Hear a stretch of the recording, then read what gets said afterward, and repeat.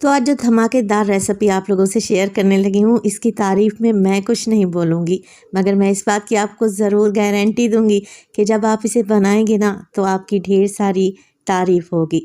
बिस्मिल्लाहिर्रहमानिर्रहीम, अस्सलामुअलैकुम। खुश रहें, आबाद रहें, जहाँ भी रहें हैप्पी रहें और हेल्दी रहें। तो मैं हूँ फ़ाइज़ा और वेलकम करती हूँ आपको चटपटे पकवान में। आज बना रहे हैं जी ओरिजिनल एकदम ख़ास किस्म का काबुली पुलाव, जिसमें मैंने कुछ ऐसे इंग्रेडिएंट्स का इस्तेमाल किया है जो आज से पहले आप लोगों ने यूट्यूब पर तो बिल्कुल भी नहीं देखे होंगे। तो रेसिपी को एंड तक देखें, अच्छी लगे तो लाइक कर दें और चटपटे पकवान को सब्सक्राइब भी कर लें। तो चलें फिर ये जायकेदार काबुली पुलाव बनाना स्टार्ट कर लेते हैं। तो एकदम ख़ास ओरिजिनल टेस्टी काबुली पुलाव बनाने के लिए सबसे पहले तो गोश्त चेक कर लें। अच्छा, ओरिजिनल रेसिपी तो दुम्बे या बकरे में बनाई जाती है, मगर आप बीफ भी ले सकते हैं मेरी तरह। बीफ मैंने मिक्स गोश्त लिया है, हड्डी वाला गोश्त लेंगे ना तो ज़्यादा टेस्टी यखनी बनेगी। यखनी टेस्टी होगी तो फिर पुलाव भी टेस्टी बनेगा इंशाल्लाह ताला। तो मिक्स गोश्त लिया है और 1 किलो चावल और 1 किलो बीफ की परफेक्ट रेसिपी देने जा रही हूँ। चलें जी, अब सबसे पहले तो हमने क्या करना है, एक बड़ी सी पतीली ले लेनी है खुली सी, उसमें डालें 1 कप के बराबर कुकिंग ऑयल, घी भी ऐड कर सकते हैं। तो यहाँ पर हमने डाल देना है बीफ यानी कि गोश्त।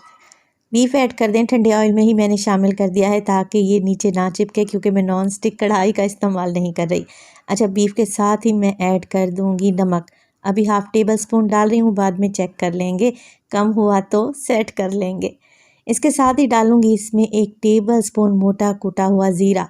ये भुना हुआ नहीं है, सिर्फ सादा ज़ीरे को मैंने मोटा मोटा सा कूट कर डाला है। गोश्त की भुनाई करेंगे और बस इतनी ही करेंगे कि गोश्त का कलर चेंज हो जाए। क्या होगा, ज़ीरा और नमक मिलकर दोनों को ऐसा टेस्ट बनाएंगे कि बीफ के अंदर तक टेस्ट जाएगा इंशाल्लाह ताला। तो 4 से 5 मिनट के लिए लो फ्लेम पे गोश्त को भून लें ताकि ज़ीरा जलने ना पाए। जैसे ही बीफ का कलर देखें कुछ इस तरीके से चेंज होगा तो बस अब हम इसमें डालेंगे मेन इंग्रेडिएंट। तो सबसे पहले तो मैंने 2 बड़े साइज़ की प्याज ले ली थी, जिनका वज़न देखा जाए तो 150 ग्राम के बराबर होगा। स्लाइस में काट लें और शामिल कर दें।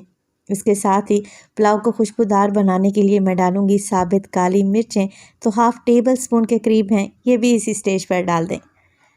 सबसे इसमें मेन चीज़ जो जाएगी वो है तिल का पाउडर। तो 2 टेबल स्पून सफ़ेद तिल ले लें, मिक्सी जार में डालें और इनका पाउडर बनाकर शामिल कर दें।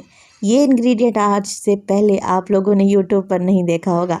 क्या है, ओरिजिनल रेसिपी में तिल का तेल इस्तेमाल किया जाता है, मगर तिल का तेल तो हर किसी के पास अवेलेबल नहीं होता ना। तो सफ़ेद तिल ने 2 टेबल स्पून मिक्सी जार में डालकर दरदरा सा पाउडर बना लें और शामिल कर दें। इंशाल्लाह ताला बेहतरीन रिज़ल्ट मिलेंगे। प्याज के साथ ही हमने गोश्त को भून लेना है बाकी मसालों के साथ। प्याज अपना पानी छोड़ेगा तो बिल्कुल लो फ्लेम पे अब हमने बीफ की भुनाई करनी है प्याज के साथ। अगर ये मसाला नीचे जलने लगे या लगने लगे तो फिर क्या है, 2 से 3 टेबलस्पून पानी ऐड करें और दोबारा से भुनाई शुरू कर दें। बस इतना ही प्याज को भून लें कि ये हल्का सा नरम पड़ जाए। तो यहाँ पर देखें, तकरीबन 5 से 6 मिनट के लिए मैंने प्याज के साथ बीफ को भून लिया है।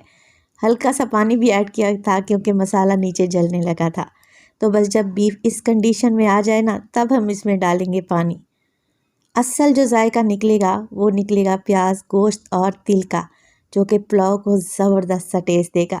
तो 2 लीटर के बराबर मैंने इसमें पानी ऐड कर दिया है, क्योंकि बीफ को गलने में थोड़ा सा टाइम तो लगेगा और जो बाकी की यखनी बच जाएगी वो चावल के लिए इस्तेमाल हो जाएगी। तो बस 2 लीटर के करीब पानी डालें और इसके साथ ही डालें 1 कप भर के दूध का। ये उबला हुआ ठंडा दूध इस्तेमाल कर रही हूँ, तकरीबन 1 बड़ा कप मैंने शामिल कर दिया है। मिक्स करें, कवर लगाएं और तकरीबन 1.5 घंटे के लिए गोश्त को गलने के लिए छोड़ दें, जब तक ये मक्खन मलाई की तरह सॉफ्ट नहीं हो जाता।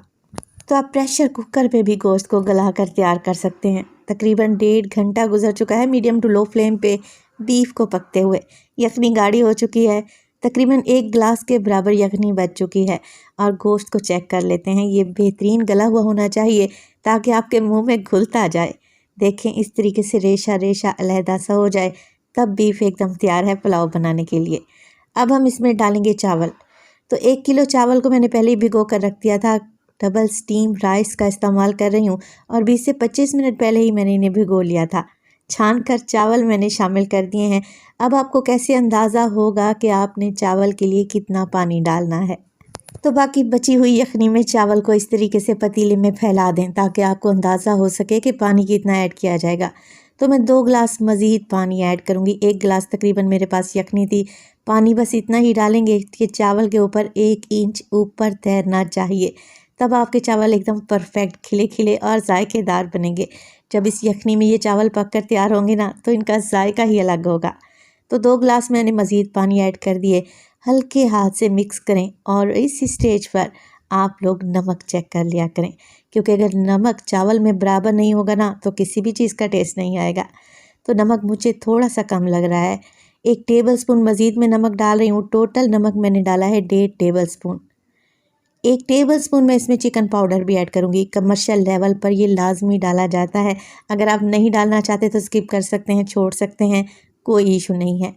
हल्के हाथ से मिक्स करें और चावल को बस पकने के लिए छोड़ दें। और इस स्टेज पर अगर तो रेसिपी आप लोगों को ज़रा सी भी अच्छी लग रही हो, रेसिपी को लाइक कर दें और चटपटे पकवान को सब्सक्राइब भी कर लें। आप सब लोगों का बेहद शुक्रिया।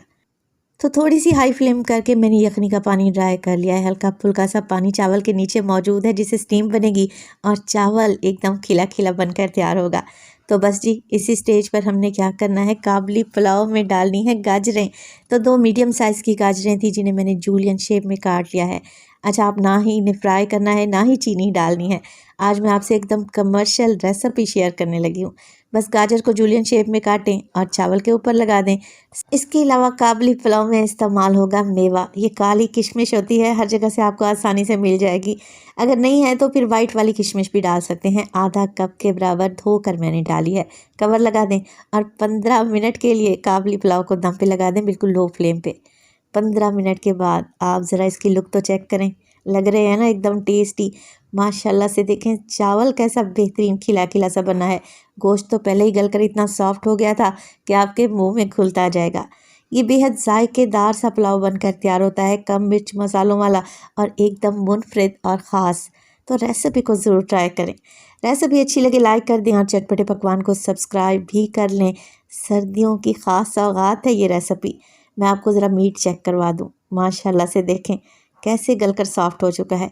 तो रेसिपी बनाएं, इंशाल्लाह ताला ये आपके पूरे फैमिली मेम्बर्स को पसंद आएगी। दावत स्पेशल रेसिपी है। तो अपना बहुत सारा ख्याल रखिएगा। फ़ाइज़ा को अपनी दुआओं में याद रखिएगा। मुझे दीजिए इजाज़त। टिल देन, अल्लाह निगहबान।